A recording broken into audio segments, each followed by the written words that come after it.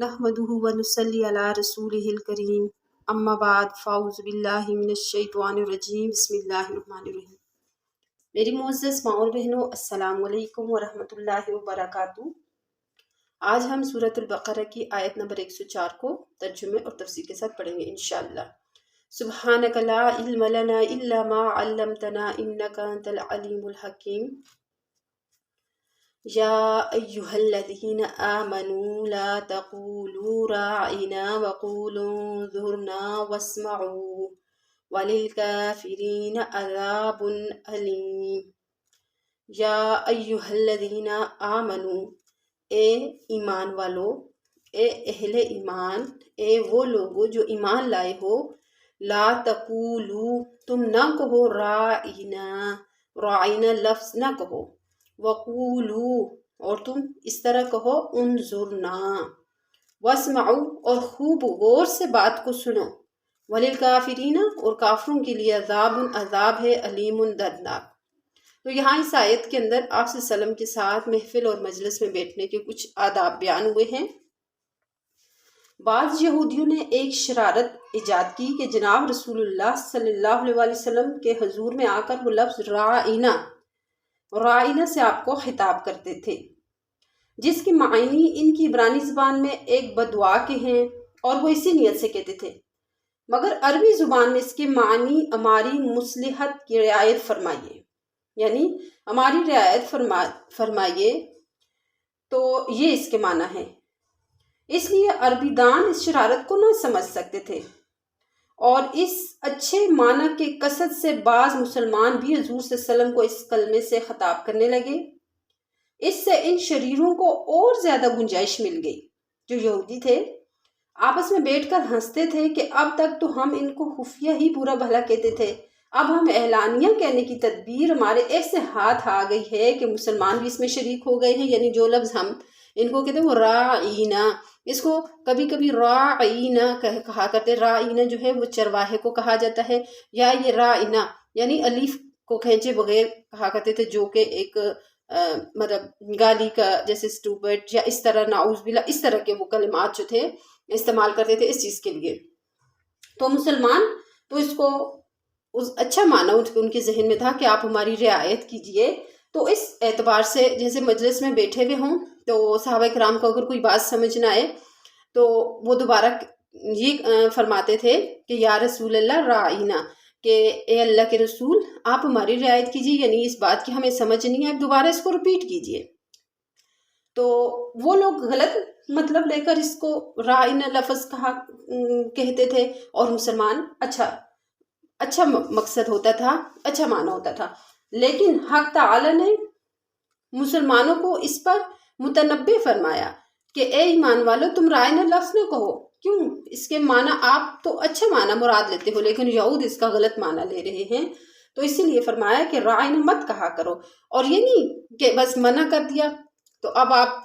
کس لفظ سے پکارو گے، آپ کو کوئی بات کی سمجھ نہیں آئے گی تو آپ کس بات کو مطلب آپ دوبارہ رپیٹ کرو گے ان کو اپنی طرف متوجہ کرنے کے لیے۔ تو اسی لیے ساتھ ہی فرما دیے کہ انظرنا لفظ کہو، قول انظرنا، تم رائنا مت کہا کرو انظرنا،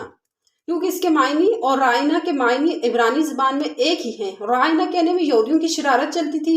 یعنی معنی تو ایک ہی ہے، لیکن رائنا لفظ کہتے ہوئے وہ اس کو بگاڑ دیتے تھے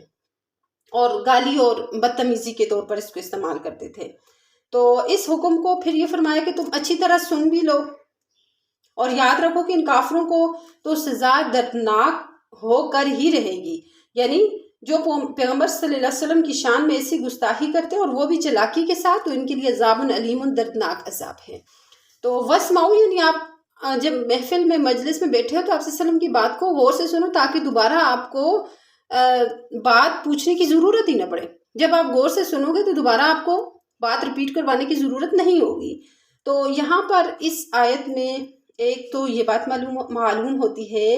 کہ اگر اپنے کسی جائز فعل سے دوسروں کو ناجائز کام کی گنجائش ملتی ہو تو یہ جائز فعل بھی اس کے لیے جائز نہیں رہتا۔ جیسے اگر کسی عالم کے جائز فعل سے جاہلوں کو مغالطے میں پڑنے اور ناجائز کاموں میں مبتلا ہونے کا خطرہ ہو تو اس عالم کے لیے یہ جائز فعل بھی ممنوع ہو جائے گا، بشرطیہ کہ یہ فعل شرعاً ضروری اور مقاصد شرعیہ میں سے نہ ہو۔ اس کی مثالیں قرآن و سنت میں بہت ہیں، اور اسی کی ایک دلیل وہ حدیث ہے جس میں ارشاد ہے کہ رسول اللہ صلی اللہ علیہ وآلہ وسلم نے فرمایا،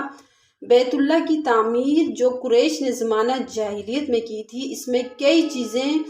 بنائے ابراہیمی کے خلاف کر دی ہیں۔ میرا دل چاہتا ہے کہ اس کو منہدم کر کے عزیز سر نو بنائے ابراہیمی کے مطابق میں اس کو بنا دوں، اس خانہ کعبہ کو بنا دوں، لیکن اس سے ناواقف عوام کے فتنے میں مبتلا ہو جانے کا خطرہ ہے، اس لیے بالفعل میں ایسا نہیں کرتا۔ یعنی اس سے جو ناواقف عوام تھے تو ان کا فتنے میں مبتلا ہونے کا خطرہ تھا کہ بار بار گرانا خانہ کعبہ کو اور پھر دوبارہ اس کی تعمیر کرنا، تو اس لیے آپ نے بالفعل ایسا نہیں کیا۔ ایسے احکام کو اصول فقہ کی اصطلاح میں سد ذرائع سے تعبیر کیا جاتا ہے، جو سبھی فقہا کے نزدیک معتبر ہے۔ تو یہاں پر گویا اہل ایمان کو رائنا لفظ کہنے سے منع فرمایا، اور یہ نہیں کہ ان کو ایسے ہی چھوڑ دیا، ان کے لیے دوسرا لفظ بھی چن لیا، انظرنا، کہ تم لفظ انظرنا کہو، اور کوشش یہ کرو کہ جب آپ صلی اللہ علیہ وسلم کے سامنے ہو تو ان کی بات کو خوب توجہ اور غور سے سن لو، تاکہ آپ کو دوبارہ بات رپیٹ کروانے کی ضرورت ہی نہ پڑے۔ تو یہاں پر یہودیوں کی شرارت کو اللہ تبارک و تعالی نے وحی کے ذریعے سے مسلمانوں کو متنبع کر دیا، حضور صلی اللہ علیہ وسلم کو متنبع کر دیا۔ تو اسی لیے تو یہود جو تھے وہ حضرت جبرائیل علیہ السلام کے دشمن تھے، وہ یہ اس وجہ سے ان کی دشمنی تھی، وہ کہتے تھے کہ یہ ہماری جو پوشیدہ باتیں ہوتی ہیں نا، وہ آ کر آپ صلی اللہ علیہ وسلم کو بتا دیتے ہیں بذریعہ وحی، یعنی ہماری جو خباثت ہوتی ہے وہ مسلمانوں پر ظاہر ہو جاتی ہے۔ تو اسی لیے اللہ تبارک و تعالیٰ نے فرمایا کہ آپ ایسا لفظ استعمال کرو اپنے رسول کو، اپنے نبی کو، یعنی آپ ان کو بلانے کے لیے اور اپنی طرف متوجہ کرنے کے لیے ایسا لفظ استعمال کرو کہ جس میں یہود کے لیے کسی خباثت کی یا کسی شرارت کی کوئی گنجائش ہی نہ رہے۔ واللہ اعلم وما علینا الا البلاغ۔